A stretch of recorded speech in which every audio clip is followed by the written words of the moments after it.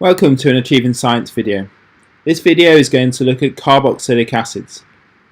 Here we've got a diagram of a carboxylic acid. You can see that it is a carboxylic acid because of its functional group. On the end you can see there is a carbon atom. This is joined via a double bond to a single oxygen atom.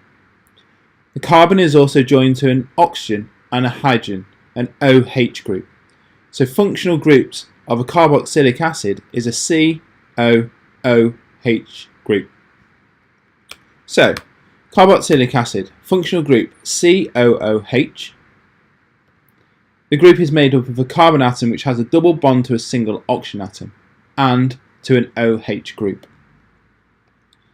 We name carboxylic acids then, and we name them in a way that they always end with anoic acid at the end. So anything ending with anoic acid is a carboxylic acid. We name them in a similar way to alkanes and alkenes. We name them according to the number of carbon atoms they contain. If we remember back, MEPB is the easiest sequence to remember. So if they contain one carbon atom, they are going to be methanoic acid. 2 carbons ethanoic, 3 carbons propanoic, and 4 carbons butanoic acid. The formula then is given. As you can see, this formula contains one carbon atom, so it's methanoic acid. So this formula contains 2 carbon atoms, but they've been split.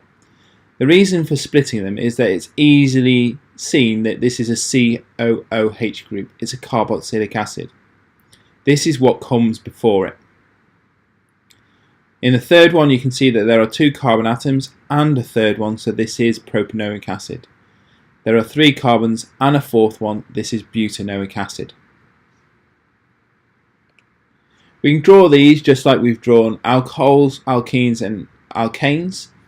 Very similar format, with a functional group shown by 2 lines indicating the double bond to the single oxygen atom and a single bond going to the O and the H for the OH group. Properties then. Carboxylic acids dissolve in water and can ionize and release H+ ions to make the solution acidic. The ionization though is only partial, and so they only form weak acids. Other properties include that they react with carbonates to produce salt, water and carbon dioxide. The salt that is produced ends with anoate, e.g. propanate. Esters have the functional group COO. As you can see, there are 2 dashes one before the C and one after the O. This means that the COO group is found in the middle of the molecule. They are formed when an alcohol reacts with a carboxylic acid. They produce an ester and water. A strong acid can also be used as a catalyst with this reaction.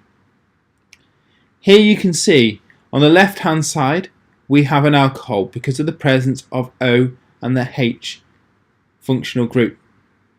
This is ethanol because it contains 2 carbons. On this side we've got a COOH group, so this is the carboxylic acid. It contains 3 carbons and therefore is propanoic acid. This reaction is therefore going to produce an ester and water. And as you can see in the middle, we have the COO group in the middle with the other half of the molecule before the carbon and the other half of the molecule after the oxygen. It has been joined with the functional group in the middle.